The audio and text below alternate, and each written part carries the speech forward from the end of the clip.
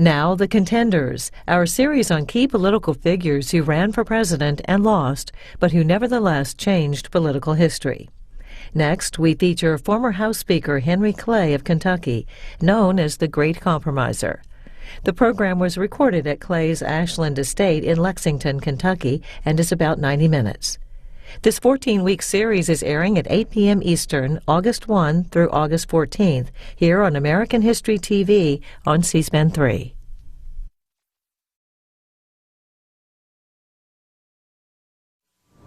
This is a portrait of Kentucky's Henry Clay, known to us in our history books as the Great Compromiser. During his 49-year political career, Clay served as Secretary of State, Speaker of the House, and as a U.S. Senator. And he was a contender, making 5 presidential bids, including the election of 1824, 1832 against Andrew Jackson, and 1844 when he ran against James K. Polk.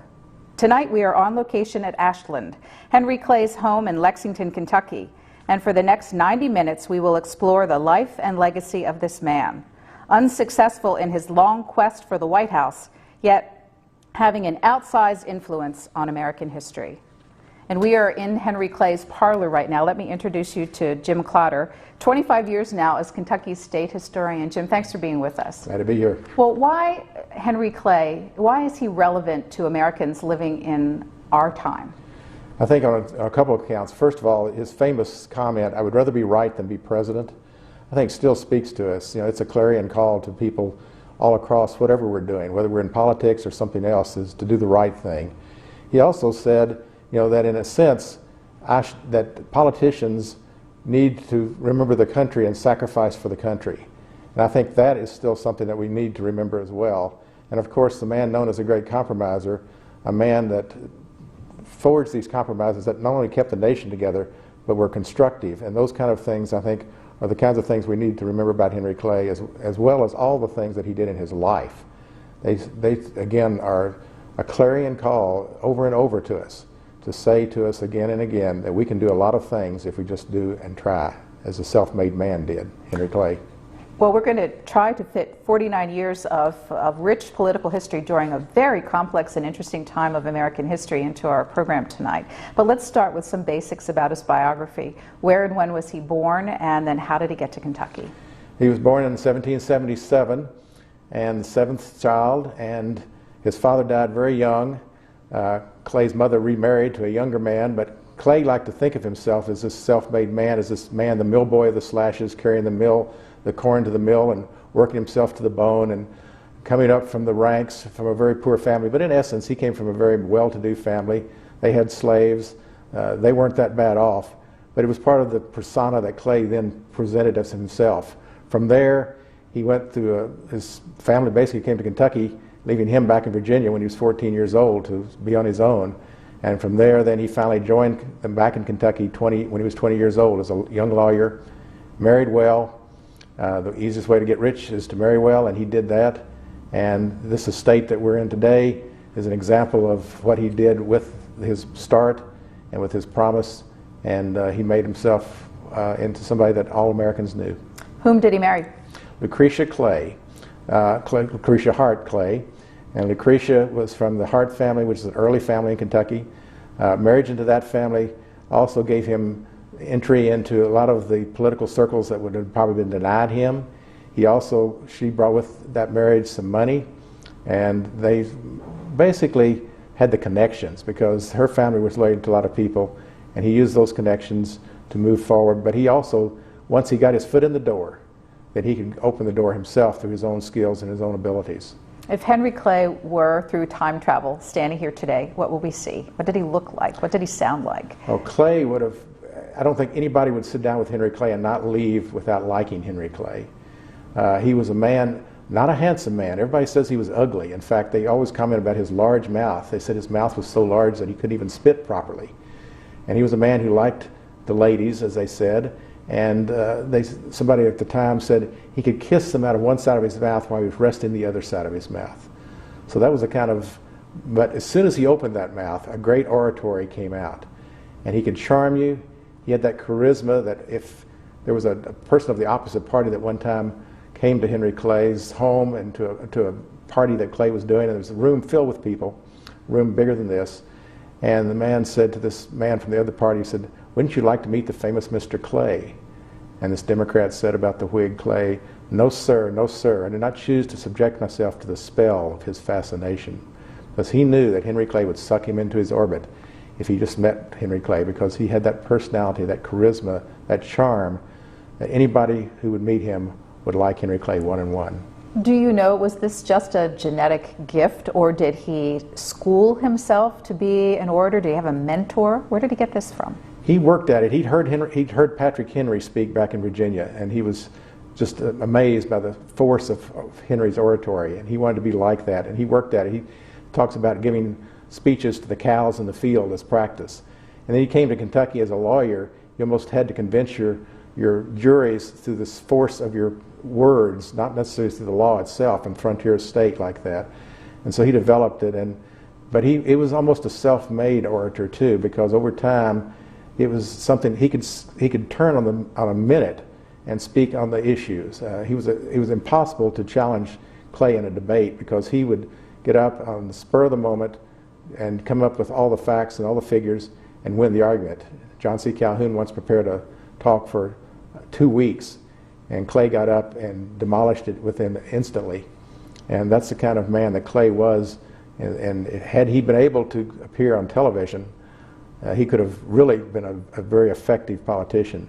But of course, at that time, you didn't campaign for president, there was no radio, so you had to, that force of the oratory was lessened, and only in Congress would you really have the full force of that. When we've been talking with historians and people here at Ashland about him, they keep telling us that he was the equivalent of a rock star in his time. Everybody in the country knew him. Now, in a country without mass communication, how was it possible for everybody to know who Henry Clay was? Politics was the sports of that time. It was the game that everybody followed. There were no organized sports as we know it, things like that. There wasn't any musical things except in the church and things like that. So the politics and the oratory, everybody wanted to follow that just as closely as they could. And the oratory, the speeches of a Clay or a Webster, young boys in school and girls would write these down and would practice them over and over again, because they wanted to be like a Henry Clay. But he was like a rock star. I mean, he would be followed by adoring people. He would go into towns, and there's an example of 100,000 people turning out to hear him speak at one time in Dayton, Ohio. He had children named for him. He had steamboats named for him. He had everything named for him. He was a man that people wanted to see, just to savor the excellence of Henry Clay. Well, politicians still talk about Henry Clay today. Let's listen in to Kentucky's senior senator, Mitch McConnell, referencing Henry Clay. Henry Clay was the greatest statesman that my home state ever produced. He served the people as Speaker of the Kentucky House of Representatives, Speaker of the United States House of Representatives, Secretary of State under President John Quincy Adams, and of course as one of the greatest senators to ever walk through the Capitol. He was also honored to receive his party's nomination for president 3 times, in 1824, 1832, and 1844. The essence of legislating in the Senate, as 100 viewpoints are brought together to create one law, is compromise. Henry Clay became known as the Great Compromiser by forging the compromise that would keep his precious Union together. Clay did not compromise in the sense of forsaking his principles. Rather, his skill was to bring together disparate ideas and forge consensus among his colleagues. That's a skill we could certainly use more of now. During the great debates we just went through this summer over the debt ceiling and the budget, there was so much talk about compromise in Washington and whether or not it's a lost art. Talk to us a little bit in that context about Henry Clay as the great compromiser and what sort of skills he brought to bear there. Clay, if he wanted something to happen, would work very hard to make it happen. He would sit down with people, he would find out what they wanted, he would go to the other side, see what they would want. He tried to find some common ground, somewhere in the middle. It cost him, though, because As they say about compromisers, there's a sign, I think, in the Attorney General's office in the 1960s that said, "Blessed are the peacemakers, for they shall catch hell from both sides." And in a sense, Clay caught that problem from both sides, and it hurt him politically. But at the same time, he felt he had to do this because the nation required it. The nation had been founded on a compromise. The Constitution is a compromise. And if the nation did not compromise on these issues, it would tear itself apart. And so Clay had an urgency behind everything he did. And he actually compromised some of his principles for the sake of the Union. In the 1833 Compromise, he gave up his beloved tariff issues for the sake of keeping the Union together and not having secessionists break off and fight a war against Andrew Jackson. But at the same time, the greater thing that he would not compromise on was the Union. He said at one time, if anybody wants to know the key to my heart, the Union is the key to my heart. That was the thing he would never compromise on. When we're talking about echoes of today, the American system, which is something he promoted, had major components which include tariffs, you just referenced, spending the money from the tariffs on building American infrastructure, and then also the big debate over a national bank. We're still discussing how effective these things are in today's economy. What was the country like then, and what was the level of debate over issues such as the tariff and the national bank? Very philosophical issues that were issues from the very start of the nation. They were still issues when Henry Clay came around. They're still issues today. Do we have a strong central government, or do we have strong state governments?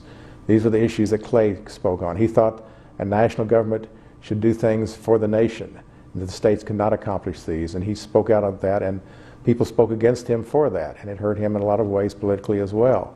But he felt like these roads, these canals, these internal improvements were necessary to tie the country together. Otherwise it would fragment into east, west, north, south. And his comment at one time was, "I know no north, no south, no east, no west." To him it was one country, indivisible, and these would be ways to keep it together. A tariff would protect American industry, he thought, and allow it to grow. He didn't say a tariff had to be there all the time, but a tariff would help American industry grow to be strong so it could compete against Britain and against other groups like that. And then a Bank of the United States. At the time when the United States was being formed, hard money was the only legal currency. The government didn't print paper money. Some banks did, but they could be weak banks and the money would go away. So Clay wanted to make a central bank that we wouldn't have until the Federal Reserve System was set up in the 20th century. And that Bank of the United States became very controversial as well and hurt him politically when he supported that. But he thought all of this was necessary for the good of the nation. Well, Henry Clay sounds like a pretty good guy, but you said he had a lot of enemies. He also was known to have some vices. What were his vices? And you talked about the age that this was in. Those vices became more prominent the longer he lived as far as the political scene went, because in his youth he was known as a person who liked to gamble. He said it was a very good political tool. He could sit down at Ghent when he was making the peace treaty with the British in the War of 1812 and sit across from the British and play poker with them and see how much they would like to bluff or how much they would call his bluff. So he saw it as a tool in some ways. He loved to gamble, as a lot of people did. He would lose huge amounts of money one night, win them back the next night. His wife, Lucretia, when somebody chatted her about her husband being a man who liked to gamble so much, she said, "Oh, I don't know, he usually wins." And so he did win a lot. But he liked the spirit of the gamble, but as he got older, he didn't do that as much. He liked to drink, as most Americans did at that time, in a time when water was not very safe to drink. He preferred wine, but he never really got drunk, but he enjoyed it. But all those things were used against him by the moral side of America that thought that Clay was a womanizer, a blasphemer, a duelist, and a drinker. And so those things would be used against him over and over again. Really, at different times in his life, there was something to some of those, but it was much exaggerated. It became part of the stereotype of Henry Clay. Clay died in 1852, so the 50-year career we're talking about spans the first half of the 19th century in America. A great year, many years full of the formation of the nation, and also the sectionalism and the fights over slavery. We have so much to talk about, and during this program we will be opening up our phone lines for your participation. I'm going to give you the phone numbers now if you want to get in the queue. It'll be a little bit of time before we get to calls, but if you're interested and anxious to do so, you can get in line. 202-737-0001 if you live in the Eastern or Central time zones. If you live in the Mountain or Pacific time zones, the number is 202-737-0002, and we welcome your questions, your comments, your own input into this period of American history. It makes the discussion much richer. Well, we want to also listen to the views of Kentucky's junior senator, Rand Paul, about Henry Clay. Henry Clay's life is at best a mixed message. His compromises were over slavery. One could argue that he rose above sectional strife to keep the Union together, to preserve the Union. But one could also argue that he was morally wrong, and that his decisions on slavery, to extend slavery, were decisions that actually may have even ultimately invited the war that came. That his compromises meant that during the 50 years of his legislative career, he not only accepted slavery, but he accepted the slave trade. In the name of compromise, Henry Clay was by most accounts not a cruel master, but he was a master nonetheless of 48 slaves, most of which he did not free during his lifetime, and some of which he only freed belatedly 28 years after his death. He supported the fugitive slave law throughout his career. He compromised on the extension of slavery. When he was the Speaker of the House, there was a vote on extending slavery into Arkansas, and the vote was 88 to 88. He came down extraordinarily from the Speaker's chair to vote in favor of extending slavery into Arkansas. Before we eulogize Henry Clay, we should acknowledge and appreciate the contrast with contemporaries who refused to compromise. William Lloyd Garrison toiled at a small abolitionist press for 30 years, refusing to compromise with Clay's desire to send the slaves back to Africa. Garrison was beaten, chased by mobs, and imprisoned for his principled stand. Frederick Douglass traveled the country at the time. He was a free black man, but he traveled at great personal risk throughout the countryside, and he proved ultimately that he was the living, breathing example that intellect and leadership could come from a recently freed slave. And we are back, and we are with another guest that I'd like to introduce. Alistine Turley is a history professor at the University of Louisville, and welcome to our discussion of Henry Clay. And before we get into the area which you have spent a lot of your scholarship, which is slavery in that time period, and Henry Clay, talk to me in the general sense about your impressions of Henry Clay and his legacy. What are your views of this man? I think the image of him as a rock star and popular candidate, political figure, is very impressive. He is a lightning rod. He seems to be able to get people fired up either for or against him. He has the ability to inspire, and even on the abolitionist issues, he takes more heat than senators who are actually more, John C. Calhoun, for instance. Clay is probably a lot more talked about, written about, focused upon than some of the more prominent political figures. We've spent time talking about his basics and haven't really delved into his position about slavery. Explain to us what his philosophical and political positions were about slavery. Philosophically, he was against the idea of slavery. I guess for his time period, he would have been considered extremely liberal, and for a long time he was touted as an abolitionist, an emancipationist. He did not believe in slavery, but he also didn't think African Americans could survive in America as citizens. So the whole idea of the American Colonization Society, freedom outside the United States, sort of became his platform that he really stuck to throughout his presidency. Although he never, I'm making him president, throughout his political career, he never did deny the fact that he felt African Americans should have their freedom. He just was not willing to risk. He knew the political damage anti-slavery could do to his political career and to the country. Jim Carter, he was a slaveholder, correct? He was a slaveholder and an anti-slavery man, and that caused him great grief all his life, because in the North he'd be criticized as a slaveholder, in the South he'd be criticized for his anti-slavery views. Right. And had he taken one side or the other, he might have been much better off as a politician, as Abraham Lincoln in the North, got elected president with all the Northern votes but no Southern votes. Right. And had Clay done that, had he freed his slaves, it may have helped him as a politician. And the fact that he wasn't willing to do it, and the fact that he was stuck to his emancipation ideas despite the criticism. So that says a lot. What do we know about the number of slaves he held here at Ashland and how he treated them? He is recorded at the height of having 35. I think when he dies, he still is holding slaves. He emancipates some, those that he, most famous case, of course, is Charlotte, who is his servant in Washington, who doesn't want to return to Kentucky when he wants to come back, and who stays. And he literally, she takes him to court and loses. He also gets credit for freeing Charles and some of the other slaves here on the estate. But in the long, he's a slave trader. He buys slaves too. I mean, he spends time at the market here in Lexington purchasing slaves, and is known for the quality of slaves that he purchases. So again, he's one of those people that's dual nature. Yeah, it's one of those things that people used to talk about slavery in Kentucky being the mildest, but it didn't really matter. It was still slavery. Right. And an abolitionist came to Kentucky and said, people say slavery here is the mildest, but still there's enough here to cause the very heart to sicken. And that's what really slavery was. Right. Somebody said they heard the lash on the back and heard the screams of the slave, and that was a death knell of liberty.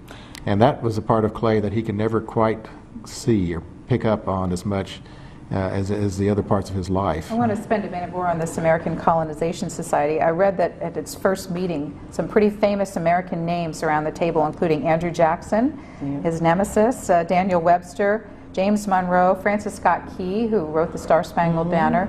How popular was the American colonization movement in this country? Well, it was extremely popular, and of course Clay is considered one of the major, if not the founder. He gets federal funding for it to buy the land in Liberia for the resettlement. He promotes the idea of resettling African Americans in Haiti and Canada. He is known for this. This is what he becomes the lightning rod in the free black community in the North, because this is what causes them to unite against Henry Clay, in the sense that why should we have to leave the United States? It's popular in the white community, not popular in the South. Now, Liberia was a death trap. Yes. And the people in America that had been slaves or were slaves, their forefathers had been here longer than a lot of the white people, the owners. Exactly. So they were more American in a sense. Why would we go back? Why should we leave our home? Right. There's no connections to Africa whatsoever. And the fact that Clay was trying to remove primarily free blacks. The Colonization Society represented removal of free blacks from the country, not slaves. That was another controversial part. I'm going to introduce a third person to our discussion. Ashland is open for tours and interprets the life of Henry Clay. And we have a special guest, Avery Malone, who is with us tonight. She is the Director of Tour Operations here. And Avery, before you take our viewers on a tour of the first part, let's get a little bit of sense of place. Ashland today is in what part of Lexington? We are within the ring called New Circle Road. We're about 1.5 miles from downtown and about 1.5 miles from New Circle Road. So we're on the southeast edge of town in a beautiful residential area of Lexington. And how many acres does the house have today, and how many did Henry Clay have at his zenith? Today we sit on about 17 acres here at Ashland, and we have the contract for the first 125 acres that Henry Clay purchased, but at its height the farm was about 670 acres. And we should learn a little bit more about his family before we go on tour here as well. He and his wife had how many children altogether, and did they all live here? They had 11 children. However, they did not all live here at the same time. There was a lot of tragedy in the family. All 6 of Henry and Lucretia's daughters would die. Only 2 made it into early adulthood. and one of the sons died as well during Henry and Lucretia's lifetime. So there was a fair bit of tragedy here. Now, the House interprets Henry Clay at what period in his life? The House would interpret Henry Clay throughout his lifetime. We mentioned when he was born and show a picture of his birthplace, and go until his death in 1852. So we talk about the span of his life, we talk about his family and his political career, as well as his farming and legal career. Well, what we're going to see now is what visitors to Ashland would see as they tour the first floor of the estate. So take us on a bit of a tour, if you would. Well, we're in the foyer right now, and this is where the Clay family would have welcomed their guests. And the Clay family established a long legacy of welcoming guests here at Ashland. We have next the drawing room, where the family entertained their guests. And this is where we're filming tonight.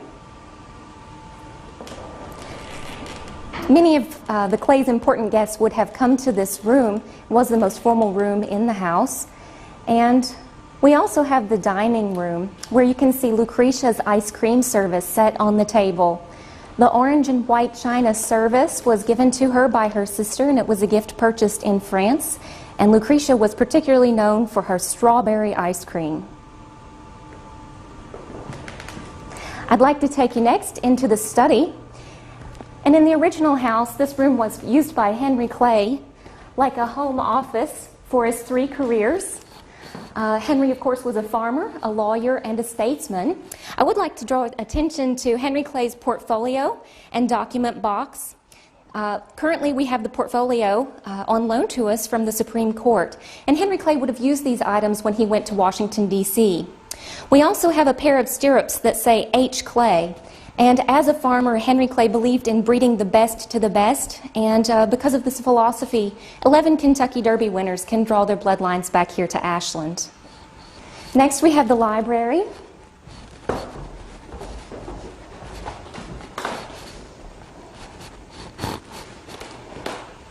Henry Clay began his legal career in 1797. We have his law license up here on the wall, and this was issued to him in 1797 in Virginia.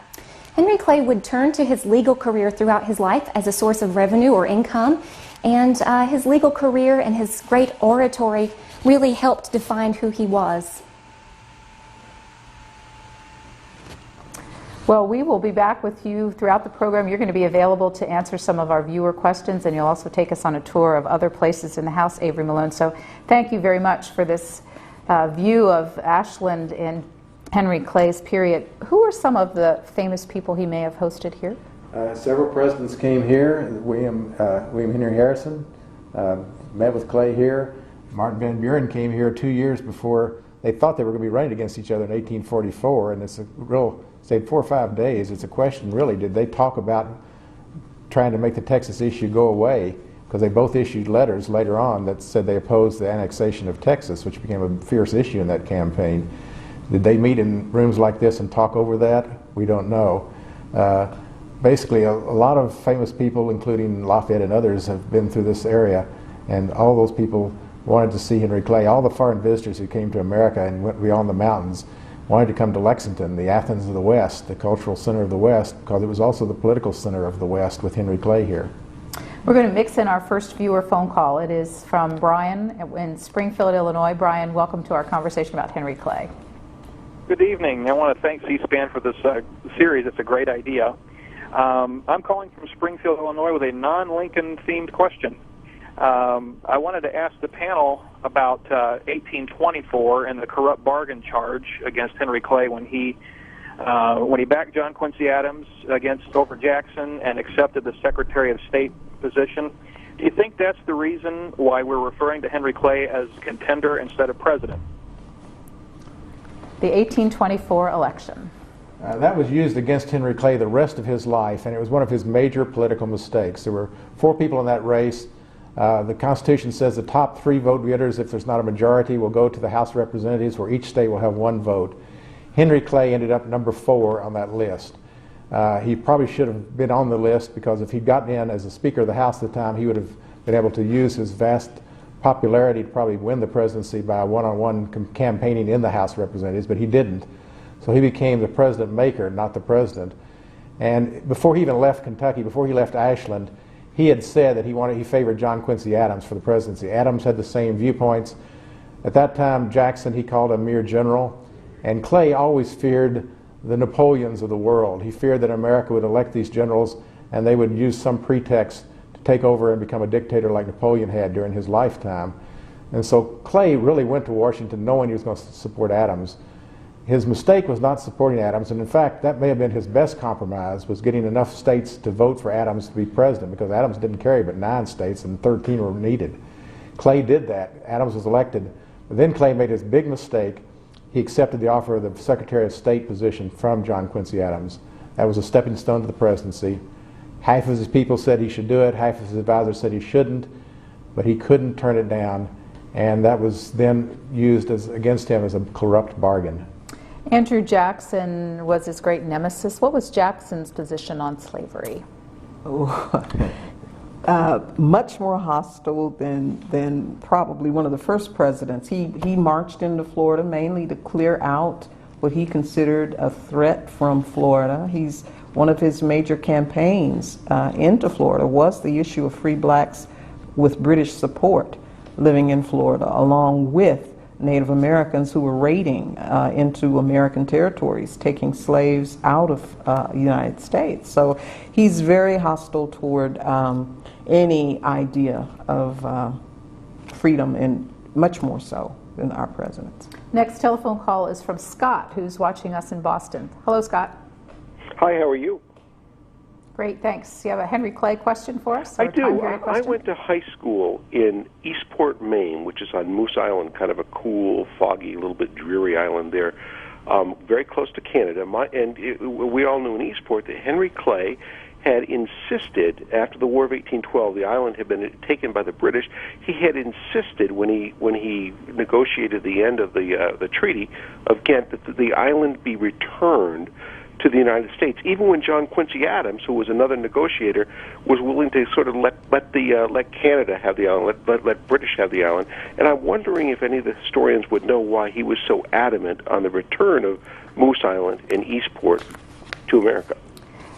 I don't know if you know the specifics of Scott, I'm not an expert on Moose Island and why Clay. I do know that Clay, when making the treaty in the War of 1812, he took the strongest position of all the American delegates. He wanted America to have a strong position. Adams was afraid they would never even get a treaty if they took such positions, so Clay tended to try to get everything he could. And I'm not sure on Moose Island, though. I hope there's another historian out there that could tell us. Alistine Turley, we talked before we got started live about Clay's antagonism towards the British. Yes. What can you tell us about that as a general point in his philosophy? Well, he felt, of course, that the British were still trying to hold on, punish America with the War of 1812. He definitely wanted a war with England. He felt America, despite the fact we had a small army, small navy, could still beat England. So I don't know if that was a source of pride or ego or what that was with Clay. But I often wondered if it had something to do with the British asking African Americans to fight against Americans during the War of 1812. If that could have been a part of it. There was also, when he was a young man, and apparently his father's grave had just been dug, supposedly some British soldiers came into the household, and they were trying to raid the household, and they actually thrust their swords into the freshly dug grave, thinking there might be goods that were hidden there. So he had an antipathy toward the British very early. He said that Kentucky militia alone can capture Canada when the War of 1812 started. He was wrong, as he was on other things. But when he got to Britain after the peace treaty had been signed, he stayed over there several months and met all the British important people, and he came back with a much little different view of the British. He still feared them and thought they would try to bully America, but he now became known as Prince Hal because he was associated with royalty so much that he maybe had gotten a little felt off on him. Let's talk for a minute, please, about the 1832 election. We were talking about Andrew Jackson, about 1832 when he faced off against him for the presidency. In 1832, it was probably one of those elections that Clay couldn't win. Jackson was popular still. The things that make historians upset with Andrew Jackson, like his Indian policy, his policy toward African Americans and groups like that, those were positives for Andrew Jackson in his era, and in the South particularly. And in 1832, Clay also faced the fact there was a third party out there that would end up taking a sizable percentage of the vote, probably mostly from the Whig Party, or the party that would become the Whigs, and that was a party known as the Anti-Masonic Party.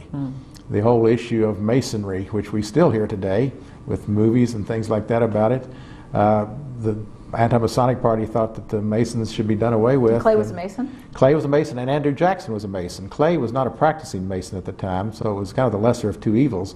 But this third party took votes away from him, so he probably would have had a hard time winning anyway. Jackson was popular. And then the bank issue came up, where Clay favored the recharter of the National Bank of America. Jackson's vetoed it. And Clay thought it was going to be a very popular issue, that people would go to him and say, this is the right thing to do. But he didn't realize that Jackson's veto message was a great political message, because it made Andrew Jackson speak for the people and against this corporate monopoly, this bank. And Clay couldn't win on that issue. And so Clay lost on several levels there. How close was the election? Clay got 49 electoral votes. I think Jackson got 219. C-SPAN has a website set up for this series, and we have lots more details. We have other video that you won't be seeing during our live production. And we also have details about their losing presidential elections and the outcomes. It's cspan.org/thecontenders if you're wanting to learn more history along the way with us here. Let's return to Avery Malone, the tour operations director at Ashland, now on the second floor. Avery, what do you have for us?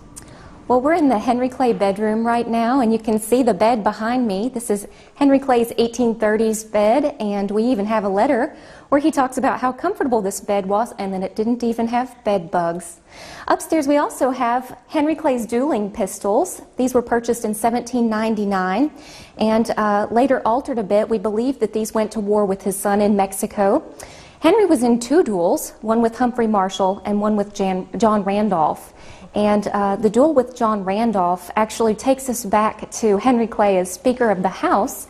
When Henry was chosen as Speaker of the House, he was chosen partly because they thought, here's a man who can meet John Randolph on the floor or on the field.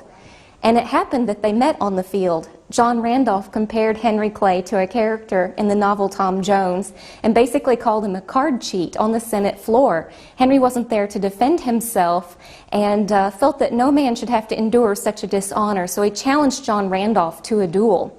Now, unfortunately for Henry Clay, Randolph was really a great shot with pistols and Clay was not.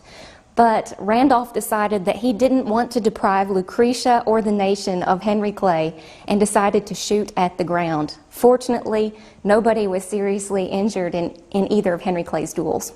How long did dueling, was it part of American political life? There was duels in Kentucky in the 1860s. 1860s? Yeah, last ones. Yeah, and Henry Clay knew he wasn't a great shot, so why did he get involved in this? It was honor, the whole issue. Clay had a real sense of honor, and if your honor was attacked, then you had to defend it. Sometimes he would defend it through newspaper stories and letters. He wrote too many of those. But sometimes it got so bad, he thought the only way to defend it was to challenge someone. And if they answered the challenge, then he twice went to the dueling grounds, and that would be used against him as well.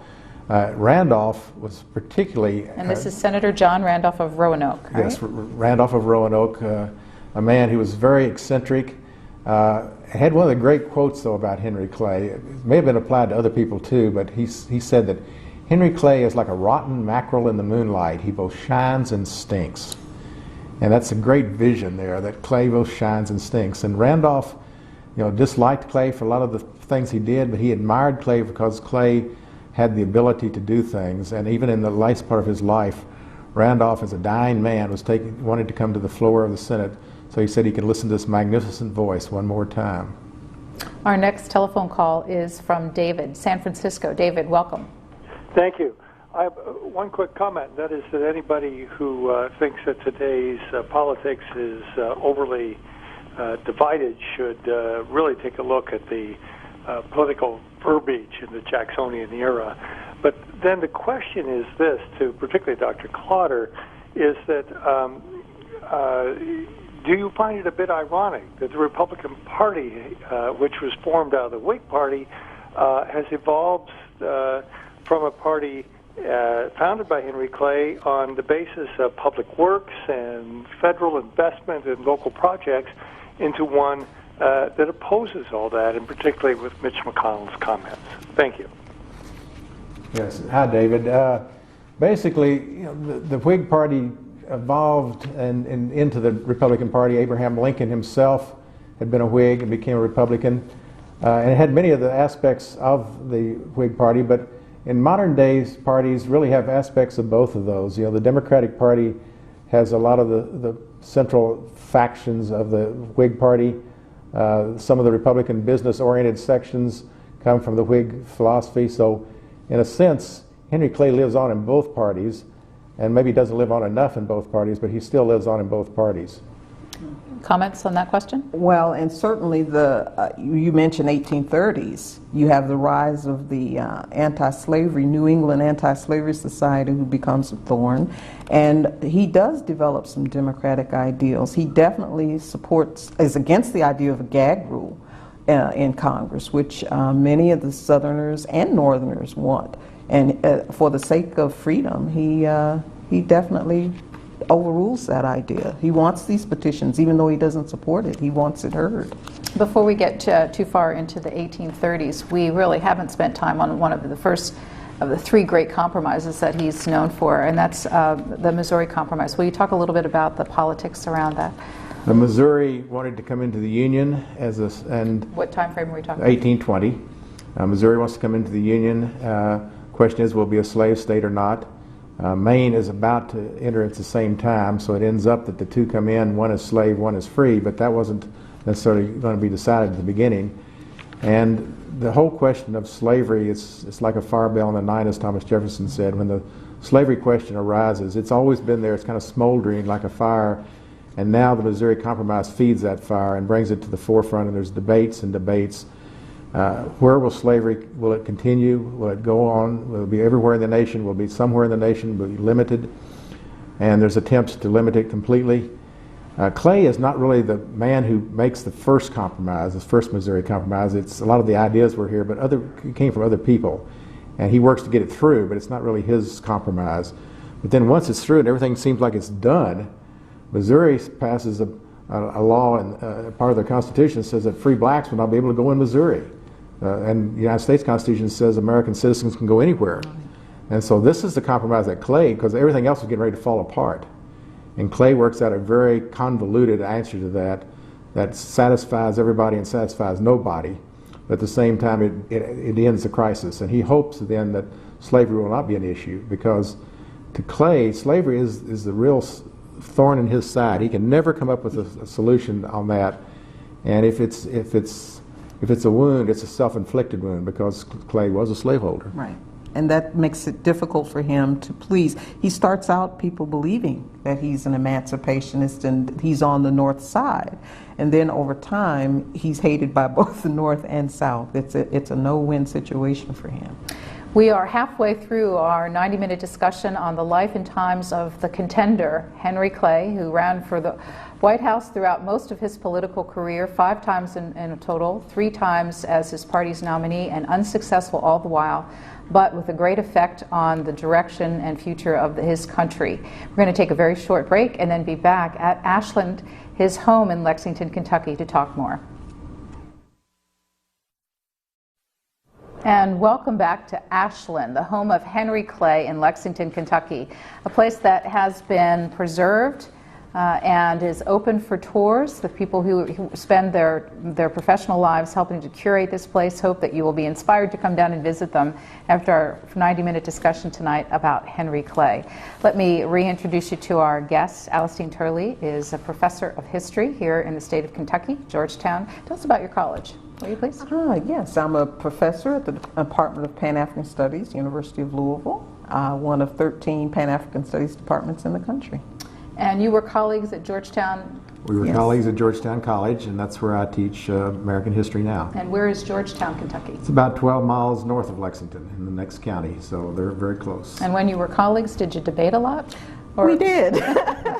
We did. But it's hard to debate someone like Jim Clotter. I mean, he definitely is a scholar on Kentucky history. I just try to keep up. And 25 years as Kentucky's state historian. What does the job entail? State historian of Kentucky is basically a self-defined job, but to me it involves writing the history of the state, and I've tried to do that. It involves working with people who are writing about Kentucky's history and helping them aiding them, offering advice, suggestions, trying to stay out of their way sometimes. And it also entails going around and giving talks and appearing in things like this in public to tell the story of the state and the people who lived in here. And Avery Malone is with us. She is the Director of Tour Operations here at Ashland. Avery, would you tell us about how many people come to this place every year, how it's financed, and how it's operated? Well, it varies by season how many people you'll find visiting Ashland. Certainly the tourists come when the leaves change and Keeneland is in full swing, and at Christmas and throughout the summer. We have somewhere around 15,000 a year come to see us. We are financed through a variety of methods and means, and we're very fortunate to have all of our visitors and all of the friends of Ashland who donate to keep us open and for us to tell the public about Henry Clay and Compromise. What year did the place open for tours originally?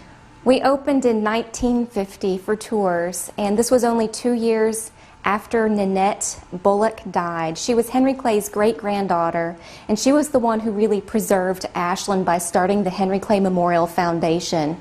So just 2 years after she passed away, and her son lived here until 1959, so we were only open downstairs, and then after he moved out, we opened throughout the house. All three of our guests available for your questions. Let's take another one. This is from Shelby, watching us in Sacramento, California. Yes, hello. I'm also a great-grandson of a Mr. Lauer who had helped with the anti-slavery movement. Before I get to my main question, I would like to say that he had a hardware store, and when slaves would come into town and they needed to be housed, his secret and magical phrase to his neighbors were, "We have some 2-penny nails in." And my grandmother, Myrtle Lauer James, knew that there was some kind of magical significance to that, and so when she had a horse, was given a horse as a young lady, she named the horse 2-penny Nails. And so perhaps we can remember all of those slaves that were able to find freedom, and what a great country this is, and what a terrific thing to have C-SPAN. I'm grateful to participate in this series, and especially Great, with and these. we appreciate it. And we do need your question because we have a lot of callers in line. Well, yes.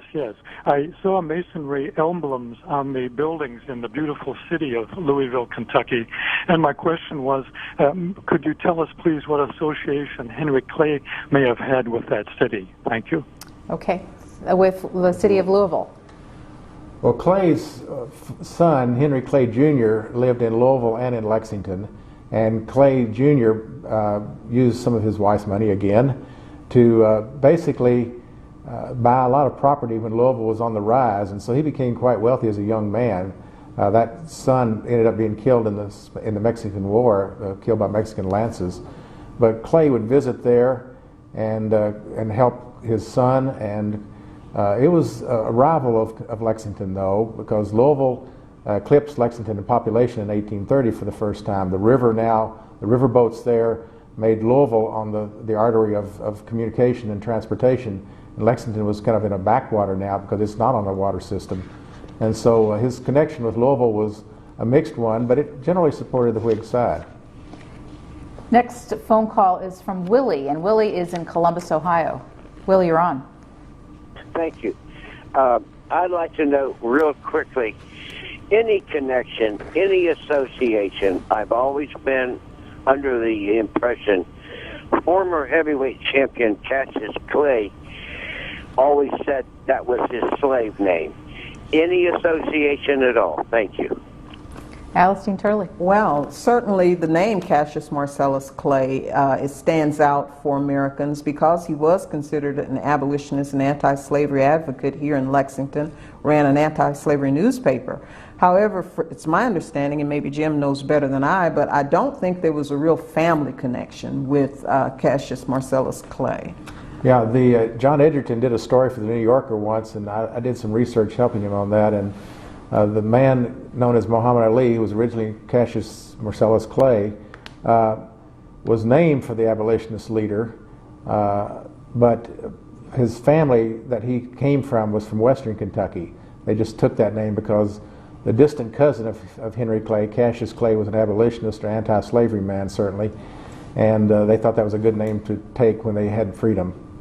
The election of 1840, Henry Clay tries once again for his Whigs Party nomination. He was defeated in that quest by whom? William Henry Harrison. And then Harrison turned around and offered Clay the vice presidential spot? Is that right? I'm not sure he offered Clay the vice presidency. He offered him his choice of cabinet positions. Because I was thinking here was his chance to get that close because of the way fate played with the Harrison presidency. Yeah, that would have been the ironic aspect of everything on that. But so why did he offer him his choice of cabinet position? Well, they'd been rivals, and again, here's another general, a man who said he hadn't voted for 30 years when he was seeking the presidency. He had some positions in Indiana Territory and some other places, had some history of accomplishments, but not a great deal. And Clay is expecting to get the presidency. It's a time when the Whigs think they're going to win, because America's in a depression. The Whig policies look like they're the things that you need to get you out of the depression. Whoever they put out there is going to have a very good shot at beating the incumbent Martin Van Buren. Clay wants it. This is one of those examples where Henry Clay is not a good politician. He's good in Congress, but he's not a good manager. He's not a good campaign. He doesn't have a campaign manager. He trusts his own instincts too much rather than trust the advice of other people. And he's basically outmaneuvered by people like Thurlow Weed from New York, who's backing Harrison. And they get a rule changed in the convention itself so that Clay, who has a majority of the votes, they now, instead of saying you're just going to vote by number, we're going to vote by state delegation. So however the state goes, the whole state vote goes to that person. That negated Clay's advantage. He loses out to Harrison. But Harrison realized that Clay was very important in the Whig Party, obviously. So he wants to make peace. He doesn't want Clay on the opposite side, so that's why he offers Clay these positions. But Clay basically says he'd rather stay where he is. He thinks he has more important things to do there, and he doesn't really want to be associated with the Harrison presidency, really. Our next caller is Bill here in Lexington, Kentucky. Hi, Bill. Hi, calling from Lexington. I'm actually a teacher at Henry Clay High School, which is right up the street from where y'all are sitting right now. I'd like to ask whether the panelists think that Henry Clay's reputation as a compromiser hurt his chances of being president, and whether or not his losses as president, a three-time loser, actually made it possible for him to have a greater impact and a more positive one on the country through his long legislative career.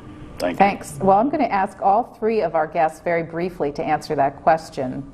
Let's start with you, Alistine Turley. Well, I think being a compromiser, yes, by 1840 it definitely does hurt him. He is unwilling to change his position on Texas, so that upsets the Southerners. His stand on anti-slavery upsets New England and the Northerners.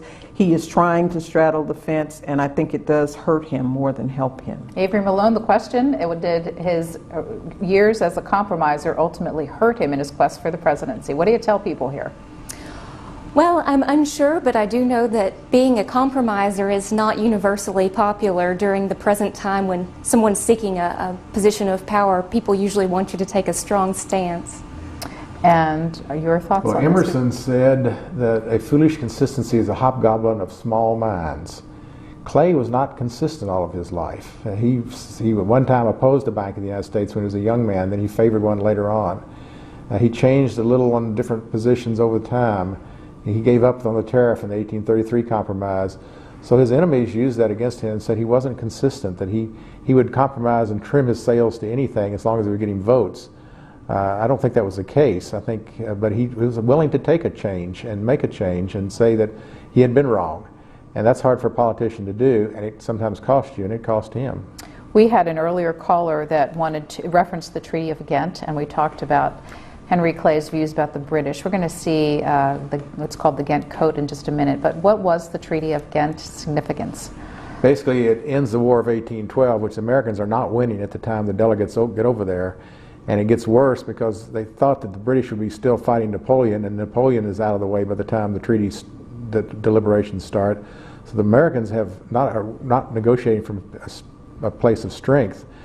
But in a sense, they get about the best treaty they can. They do as well as they can. And it's one of our best delegations ever. You have John Quincy Adams, you have Henry Clay, you have three other people of importance there.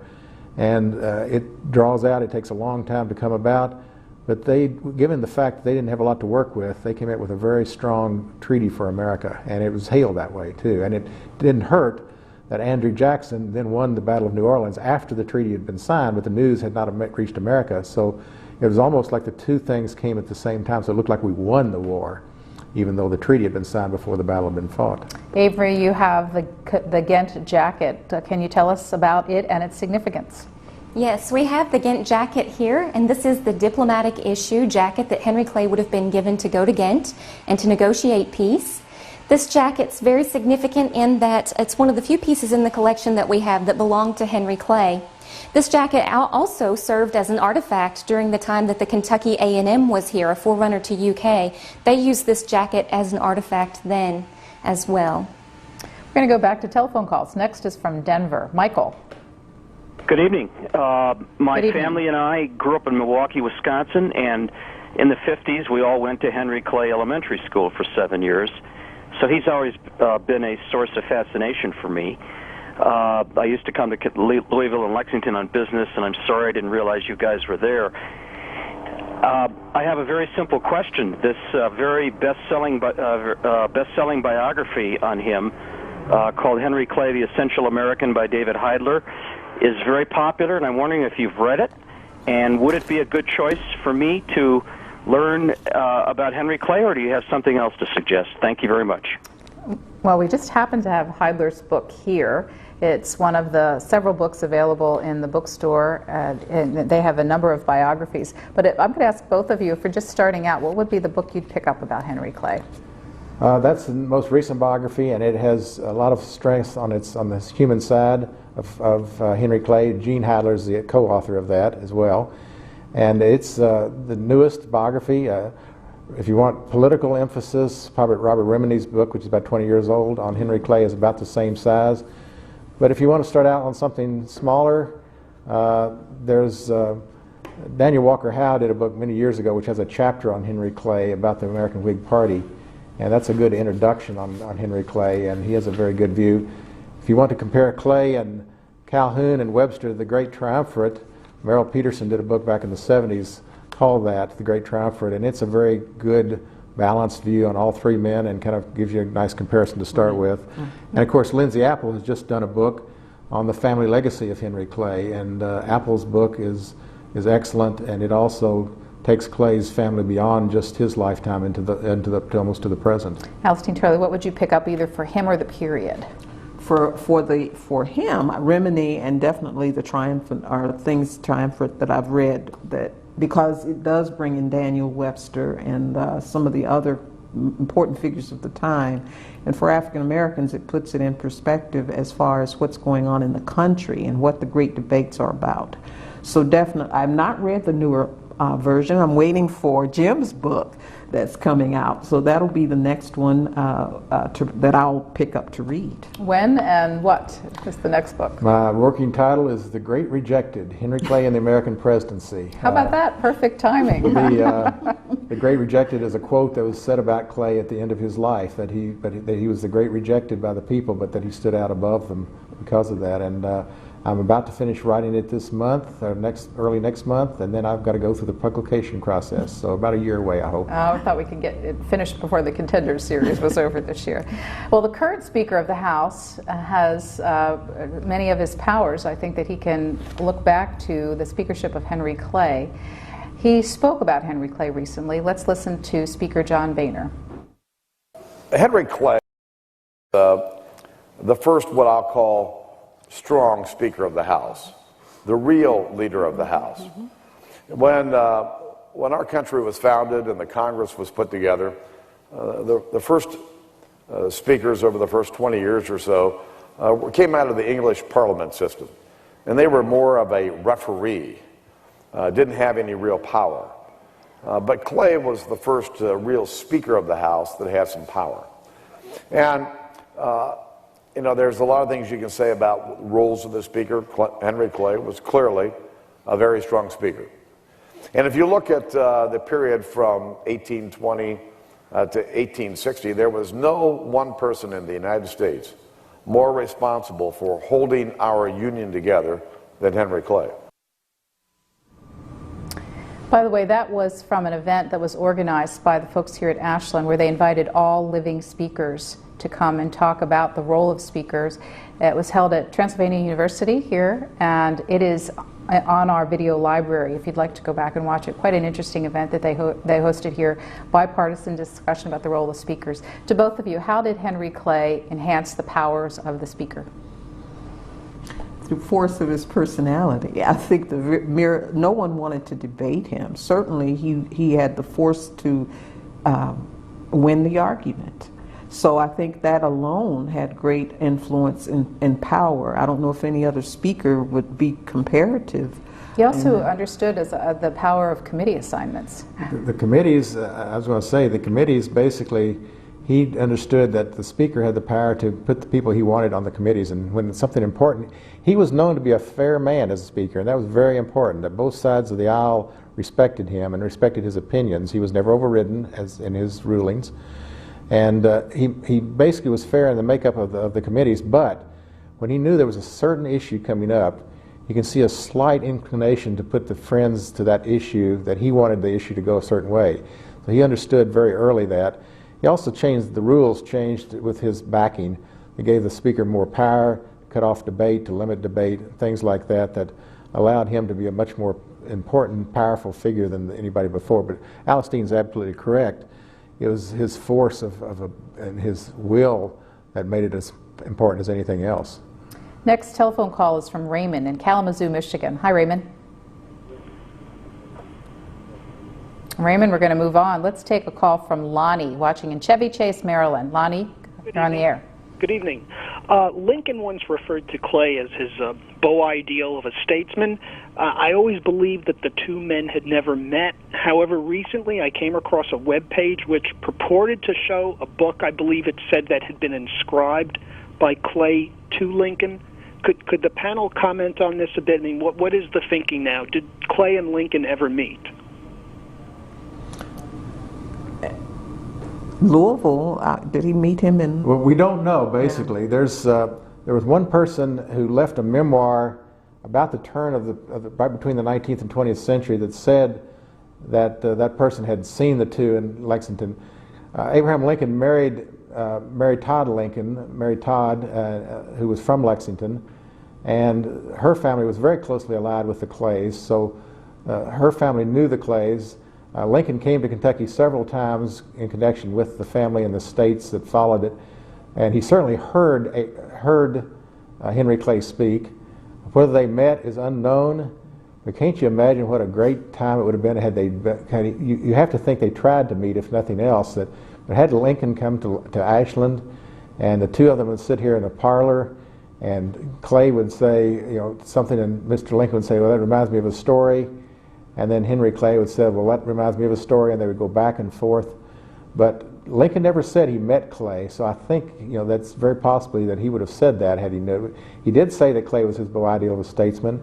He did say, when he went to 1860, when he was getting ready to write his inaugural, he took 4 things with him to write the inaugural with, and one of those 4 items was Henry Clay's speech in the Compromise of 1850. So Clay's effect on Abraham Lincoln was important. During the Lincoln-Douglas debates, Lincoln said that the views of Henry Clay are the views of Abraham Lincoln as well. We're going to take a call, and then we must spend some time talking about the 1844 election. So let's listen to a question from Charles in Whittier, California. Hello. My question is this. I'm a Kentuckian, born and raised in Kentucky, the home of Rosemary Clooney. And I understand from the panel, your two guests, is that Henry Clay is considered the favorite son of Kentucky. And although he and Lincoln were members of the Whig Party, I don't understand how he could be the favorite son and not Abraham Lincoln, who, when he met Harriet Beecher Stowe, said to her, "You are that little lady that started this great war." And she is never mentioned, nor is Uncle Tom, who is, I consider, the greatest Christian in American literature. Neither are mentioned ever as being great in their time. And yet, on the times in which they lived, and even today, their influence is greatly felt, especially by many African Americans who are historically informed. Why is not Lincoln? Celestine Turley, that caller's comments, you respond, please? Well, Abraham Lincoln certainly, Kentucky, he may have started off as being a friend to Kentucky, but certainly when the Emancipation Proclamation is issued, he becomes a much hated figure here in Kentucky. So Henry Clay, who considered himself a Westerner, but many Southerners would choose him over Abraham Lincoln, who's certainly considered a traitor to the Kentucky cause. You mentioned Harriet Beecher Stowe, who is a popular Kentucky figure. We read and study her, but Lincoln and that relationship, he's much more popular in the North and New England than he ever becomes in the South, particularly at the end of the Civil War. Lincoln in 1860, running on the Northern ticket, received only, I think, 5 votes in his wife's home county. Even his in-laws didn't vote for him. He received something like 1,000 votes in the entire state of Kentucky. To vote for Lincoln in 1860 for Kentuckians would have been like voting for a communist in the 1950s. He was a radical Republican, the Red Republican, and he just didn't have any support here. And Kentucky at the beginning of the war wanted Union and slavery, and when he decides that the war, by the middle of the war, is going to be a war against slavery finally, that turns many Kentuckians against the administration, and that state that had been Unionist at the beginning of the war becomes almost pro-Confederate by the end of the war. So Lincoln and his party are on the outs in Kentucky for a long period of time. It's only in the 20th century that Kentucky starts to reclaim Abraham Lincoln with the building of the memorial to his birthplace, and then Lincoln Commission that was created just in the 21st century. So Kentucky has reclaimed Lincoln belatedly, but he was on the wrong side, basically, for most Kentuckians after the war. How far from where we are physically is the Lincoln birthplace? Oh, it's probably an hour and 15-minute drive straight down the interstate. And in that time period, how long would it have taken to cross? It took Henry Clay to go from Lexington to Frankfort, which is a distance about 25 miles, all day, sometimes in the mud and the mire of those days, until that's why he was so much in favor of building better roads and canals through federal government aid. By the way, Avery Malone, during this discussion of Lincoln, we had a brief picture of an artifact that you have here in the collection, which has an inscription to Abraham Lincoln. Can you tell us what we were looking at? Yes, this book is actually called The Life and Speeches of Henry Clay, and there's an inscription in it that says, "To Abraham Lincoln, with constant regard to friendship, Ashland, H. Clay, 1847. And we believe that this book was given to Abraham Lincoln from Clay as sort of a gift to Lincoln in exchange for what we believe Lincoln would have given a condolence gift to Henry Clay after his son Henry Jr. was killed in the Mexican-American War. But we don't know that those were delivered personally. We don't. We don't know if they ever met. There's no documentation to say that they have. But we know that at least that Henry Clay did know Abraham Lincoln, that there must have been some type of a relationship based on this artifact. We have a little less than 20 minutes left in our 90 minutes on Henry Clay, the first of our 14 contenders in our look at American history. Let's take our next telephone call. It's from Louisville. This is Rob watching us nearby. Hi, Rob. No, actually, it's Robin. Robin, I'm sorry. Hello, Robin. Welcome to the conversation. I actually have 3 questions, and I'll try to go really fast and get out of your way to let your guest answer. Both of your guests mentioned Clay's contradictions. Professor Turley mentioned Clay's apparent connection to abolitionists early on. I'm curious to know whether he changed his mind, or was that merely political posturing in their opinions, or, a lie? Second question is, another caller mentioned the 2 Cassius Clays. But I'm curious as to whether it's known whether or not Henry Clay or any of his household members or immediate family members actually had any known slave descendants like Jefferson. Third question, politicians often have political or aristocratic lineage, and I'm curious to know if it's known if any other prominent politicians share Henry Clay's lineage. Now I'm out of your way. Thank you. Hey, Robin, before you go, have you been here to the house? Well, we lost her. She lives so close by, I was wondering with her interest if she'd been here. All right, so abolitionist and whether or not his position changed or was posturing. Well, I think it would be wrong to call Henry Clay an abolitionist. He was definitely not an abolitionist. He was for the idea of emancipation.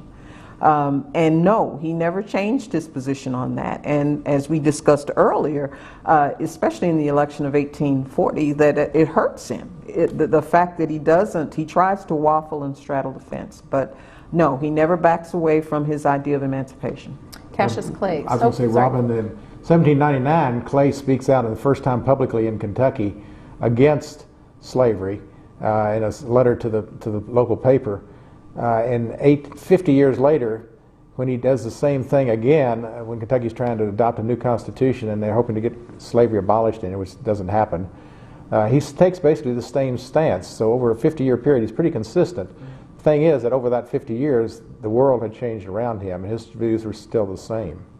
Her question about Cassius Clay's? Two Cassius Clays?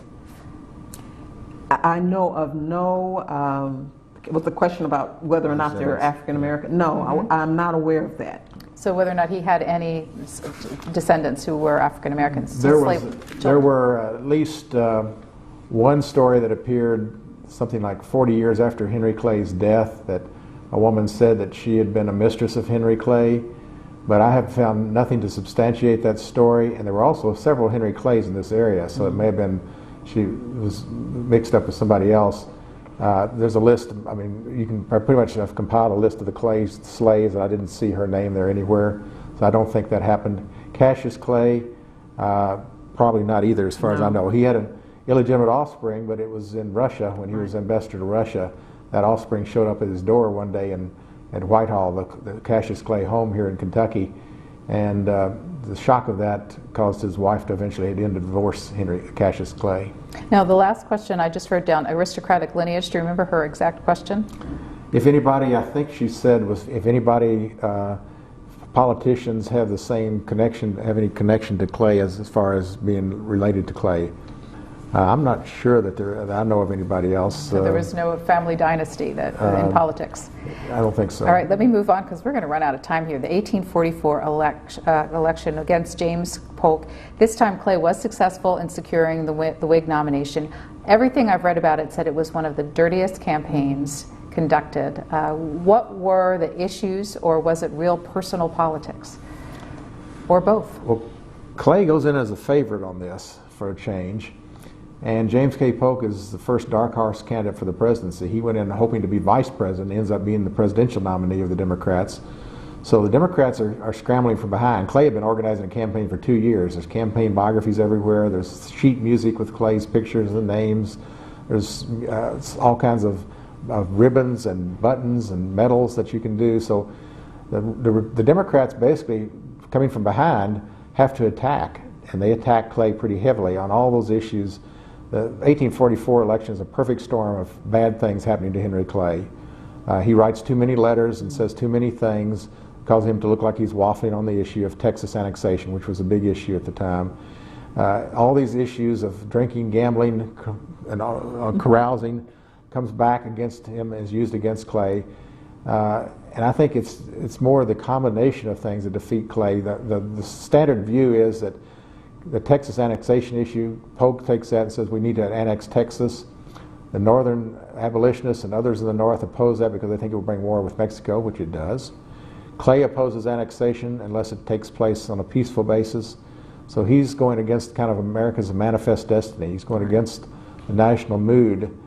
And I don't think that defeats him, though, because he wins some votes because of his stand on that as well as loses some votes. It's more there's a whole slew of issues, and then there's issues of fraud and bad luck and things like that, which plague Clay in every election he goes through as well. And you hear a lot about this being an example of the early example of the politics of personal destruction.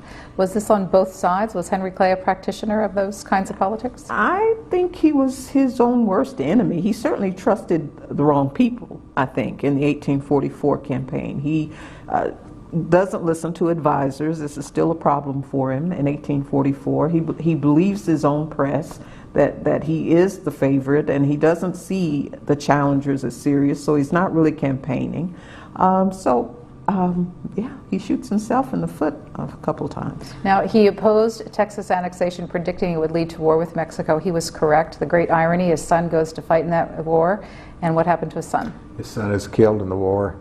His son had lost a wife a few years before, and it was almost was very depressed for a period of time, and it's almost like he was trying to go off to fight, to forget as much as anything else. And he's wounded, and he tells his men to leave him and to retreat, and they do, and he's killed. Some parts of that are sent back to Clay from the killing of his son. It hits him very hard, and Clay makes this anti-war speech. He basically says, I support the troops, but I oppose the war.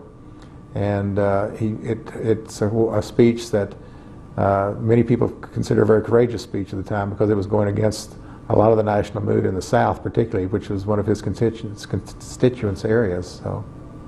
And let's take another call. This is Molly, Bridgeton, New Jersey. Hi, Molly. Hello. I was wondering if your panelists could talk a little bit about the relationship between John Quincy Adams and Henry Clay. Thank you. Well, Molly, Clay and Adams were a very mismatched couple. Adams is the New England Puritan background. If you read his diary, he's critical of everybody, including himself. I think he could only be happy in some ways talking to himself, and even then not happy. He's critical. He's a man of great talent. He speaks many foreign languages. He's well versed for the presidency, the son of a president. And there's a great passage in one of his diaries where, when they're at Ghent, that Adams is getting up at 4 o'clock in the morning and Henry Clay's coming in from a night of card playing.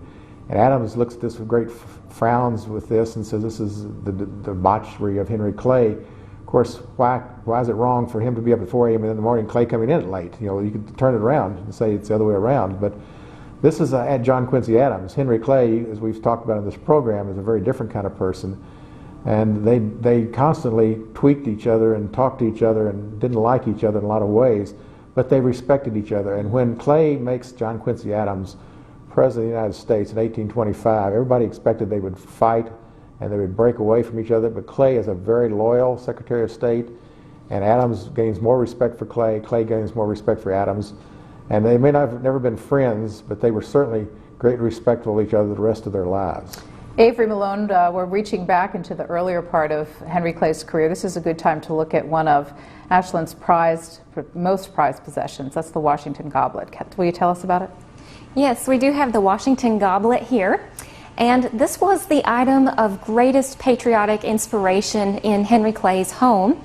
You can see that it's chipped or broken, and this is how Henry Clay received it. And he wrote about how he had received this from an elderly lady as a gift, and that it had belonged to George Washington through most of the Revolutionary War.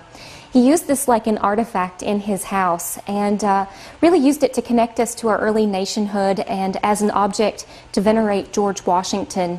He felt Washington, as many throughout the country did, was a great inspiration to our country, and hoped to inspire patriotism in people who visited here at Ashland. Ms. Malone, we're quickly running out of time here, and since we have you, let me ask you about Henry and Clay and his wife, and how often they lived here together. He had such a long political career requiring him to be in Washington so frequently. Did his family move to Washington with him, or did they remain behind most of the time? His family did go with Henry Clay to Washington early on, but around the 1830s was really the last time that Lucretia would go with Henry Clay to Washington. Lucretia had plenty here on the farm to keep her busy. There were children and grandchildren here to occupy her time. Lucretia was never one to really enjoy the limelight. She was not heavily into fashion and attention, so she did enjoy the solace that Ashland provided here. In the later part of Henry Clay's life, the last half, I believe he was gone as much as he was home, and some have surmised that Henry Clay was addicted to travel, which is one thing we'd probably all like to do more of, but Henry was gone quite frequently to campaign. Henry was gone working in Washington and on trips, for instance, to see his daughter in New Orleans. Next call is from Kentucky, town of Paducah. This is Gerald. Hi, Gerald. Hi there. How are y'all doing? It's and really enjoying the program. Hey, my last name is Watkins, Gerald Watkins, and Henry Clay was my 7th cousin. His grandmother, Sarah Watkins, was a sister to my 5th great-grandfather, John Watkins. So I'm real proud of Henry Clay in that connection. But my question is, The 3 times he won the nomination, it seems like the timing was really not good for his candidacy. They seemed doomed. Do you believe there was a presidential election during his time of prominence that would have been better timing, that he could have won the presidency? Yeah, I think he could have won in 1840 pretty reasonably. And in 1848, Zachary Taylor is going to be the Whig nominee, and Henry Clay opposed any general. And Clay particularly opposed Zachary Taylor because Taylor had done nothing other than be a general. He had nothing in his background, and he had never voted even before he ran for president. So Clay very reluctantly tries to get the nomination in 1848 and fails. But had Clay gotten that nomination, I think he would have won too. The Democrats were divided that year. Clay was quoted by someone as saying that, that the years he could get the nomination, he can't, and his friends, are basically deserting him because John J. Crittenden of Kentucky was one of the backers of Zachary Taylor, and Clay saw that as almost a betrayal of all the things that he had done. Alistine Turley, since we've fast forwarded to 1848, let's move ahead to 1850. Henry Clay's last big effort on public policy and the Compromise of 1850. What was that compromise all about? Set the stage for us about what was happening in this country. 1850, this decision about the expansion of how slave states, whether they come in as free or slaveholding, the idea of strengthening the fugitive slave law, of course, becomes one of the breaking points. The idea of California, if whether or not. So the decision ends up being California can make its own decision about whether or not slaves can be held in the state.